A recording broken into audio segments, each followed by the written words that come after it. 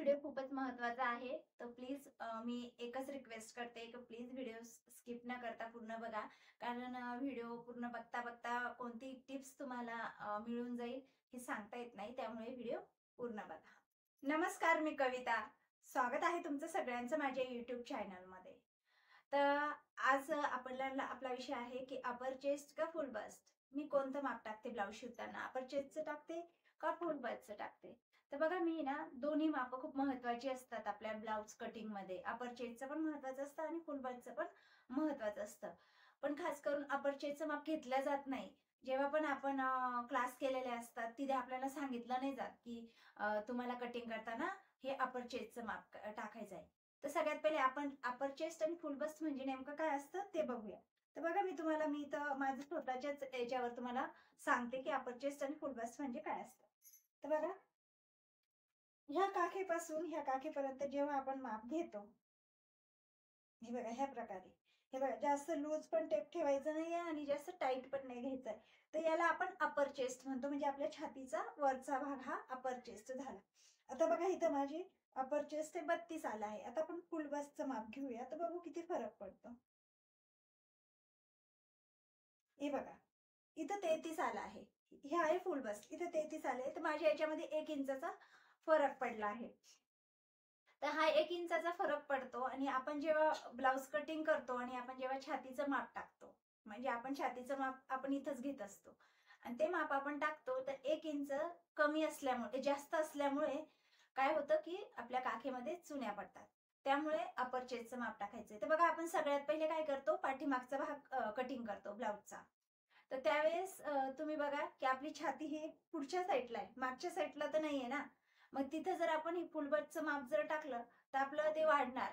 आणि त्यात आपण गळा कटिंग केल्यानंतर गळा हा थोडासा अजून फाकल्या जातो. गळा हा थोडा फाकल्या जातो. त्यामुळे दोन्ही साईडला आपल्या काखेमध्ये पाठीमागच्या साईडला चुन्या पडतात. तर त्यामुळे अपर चेस्टचं माप टाकायचंय. आणि आपण जेव्हा पुढचा भाग कटिंग करतो, मागचा भाग कटिंग केल्यानंतर, तर त्यावेळेस देखील बघा तुम्ही, आपली छाती खालच्या साईडला असते, इथे वरती नसते. तर तिथं वरती पण तुम्ही जर छातीचं माप टाकलं, जे फुल बस्टचं माप आहे ते जर टाकलं, तर इथं पुढच्या साईडला इथं मुंड्यामध्ये भरपूर वेळेस चुन्या पडलेल्या दिसतात बघा. तर त्याला पण तेच कारण असतं की आपण अपर चेस्टचं माप न टाकता फुल बस्टचं माप टाकतो. तर मग फुल बस्टचं माप केव्हा टाकायचं आणि कुठे टाकायचं, तर ते माप आपल्याला जेव्हा आपण पुढच्या भागाची कटिंग करतो तेव्हा आपल्याला उपयोगात येतं. तर ते कुठे येतं, जेव्हा आपण बस्ट पॉइंट टाकतो, जेव्हा आपण वरतून खाली जो पॉइंटचं माप टाकतो, प्रिन्सेस कट, 4 टक्स, 1 टक्स, जे पण आपण ब्लाऊज शिवतो त्याच्यामध्ये आपण बस्ट पॉइंट टाकत असतो. तर तो पॉइंट टाकताना आपल्याला त्या मापाची गरज असते. आणि जेव्हा आपण अंतर टाकतो, टक्स मधलं, दोन्ही टक्स मधलं जे अंतर असतं की 3 वर, 2.5 वर, 3.5 वर, 4 वर जे काही अंतर असतं मधलं, तेव्हा सुद्धा या मापाची गरज पडते. आणि आपण जेव्हा टक्स टाकतो 1.5 इंचाचा, 2.5 इंचाचा, 2 इंचाचा, जेव्हा आपण प्रिन्स कट ब्लाऊज शिवतो किंवा 4 टक्स ब्लाऊज शिवतो, त्याच्यामध्ये आपण टक्स हा घेत असतो. तर त्या ठिकाणी आपल्याला फुल बस्टचं माप हे उपयोगात येतं. तर हे दोन्ही माप अत्यंत महत्वाचे आहे. पण अपर चेस्टचं माप आवर्जून घेतलं पाहिजे. कारण कधी कधी काय होतं, आता माझ्या ह्याच्यामध्ये 1 इंचाचा फरक आला, पण काही कस्टमरच्या याच्यामध्ये 2 इंचाचा येऊ शकतो, कोणाकोणामध्ये तर 4 इंचाचा सुद्धा फरक असतो.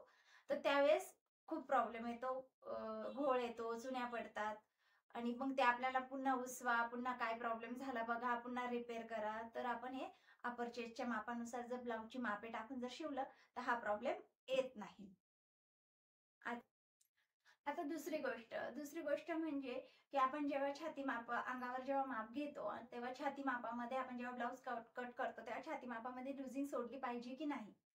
तर मी नाही सोडत लुजिंग, नाही सोडली पाहिजे. भरपूर जण सांगतात की 1 इंच 1.5 इंच लुजिंग सोडली पाहिजे. तर ते सर्व आपलं माप घेण्यावर पण डिपेंड असतं की आपण माप कोणत्या प्रकारे घेतोय. तर शक्यतो लुजिंग नाही सोडली पाहिजे. जे आपलं माप आलंय त्याच मापाप्रमाणे आपण ब्लाऊज शिवलं पाहिजे. आता ते का, तर ते बघा, आता मी तुम्हाला दाखवते. आता मी ही कॉटनची साडी घातली आहे. आता मी माप घेते माझं. हे बघा, हे बघा, इथं 32 हे माझं माप आलं आहे. पण बघा तुम्ही, हे बघा, साडी, हे ब्लाऊज, त्याच्या वरतून मी हे माप घेतलं आहे, 32 आलं आहे. ऑलरेडी ह्या साडीमुळे ब्लाऊजमुळे आपलं थोडंसं अर्धा इंच का होईना आपलं माप हे वाढलं गेलं, अर्धा ते 1 इंच जवळजवळ आपलं माप वाढलं जातं. आणि त्यात आपण लुजिंग जर सोडली तर अजून ते माप जास्त होतं आणि त्याने काय होतं की मुंड्याजवळ किंवा पाठीमागे गळ्याजवळ हा घोळ पडतो. त्यामुळे लुजिंग नाही सोडायचंय. फक्त माप आपण प्रॉपर पद्धतीने घेतलं पाहिजे. छाती माप, जे काय आपलं अपर चेस्ट, फुल बस्ट, कमर घेरचं माप सुद्धा खूप महत्वाचं असतं. कमर घेर बाकीची मापे तुम्ही व्यवस्थित घेतली पाहिजे. जास्त लूज पण नाही आणि जास्त टाईट पण टेप नाही घेतला पाहिजे. आणि कमर घेर मात्र व्यवस्थित आपलं टाईट घेतलं पाहिजे माप. कमर घेर मध्ये पण लुजिंग सोडायची नाहीये आणि छाती मापामध्ये पण लुजिंग सोडायची गरज नाहीये आपल्याला. तर बघा अपर चेस्टचं माप टाकून तुम्ही ब्लाऊज शिवून बघा. बघा जर तुम्ही हे पहिल्यांदा ऐकत असाल की अपर चेस्ट म्हणजे नेमकं काय असेल गड्या, हा हे नवीनच शब्द आहे. भरपूर जण नवीन शिकणारे असतात किंवा ज्यांनी पहिल्यांदा हे नाव ऐकलं आहे, तर त्यांना वाटेल की मी कस्टमरचं ब्लाऊज जर ह्याप्रमाणे शिवलं आणि ते जर खराब झालं तर काय करायचं, टाईट झालं तर काय करायचं. तर सगळ्यात पहिले स्वतःवर ट्राय करा. स्वतःचं एखादं ब्लाऊज घ्या आणि त्याच्यावर ट्राय करा. जर ते व्यवस्थित बसलं तर तुम्हाला कॉन्फिडन्स येईल, मग तुम्ही कस्टमरचे ब्लाऊज घ्या शिवायला. आणि किंवा आपल्या घरामध्ये आई, बहीण, वहिनी कोणी पण जे कोणी असेल त्यांचं माप घेऊन बघा आणि अपर चेस्ट आणि फुल बस्ट मध्ये जवळजवळ 1-1.5 इंचाचं ज्यांचं अंतर असेल अशा अशाच तुम्ही ते ब्लाऊज शिवून बघा, तरच तुम्हाला ते कळेल.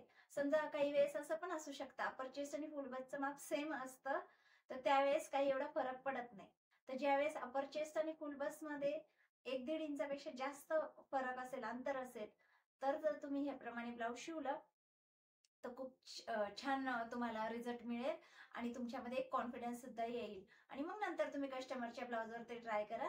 बघा ह्या पद्धतीने ब्लाऊज शिवून खूप सुंदर असं फिटिंग बसते. बघा तुम्हाला व्हिडिओ आवडला असेल तर व्हिडिओ लाईक करा. अजून माझ्या चॅनलला सबस्क्राईब नसेल केलं तर चॅनलला सबस्क्राईब करून घ्या आणि व्हिडिओ पूर्ण बघितल्याबद्दल खूप खूप धन्यवाद.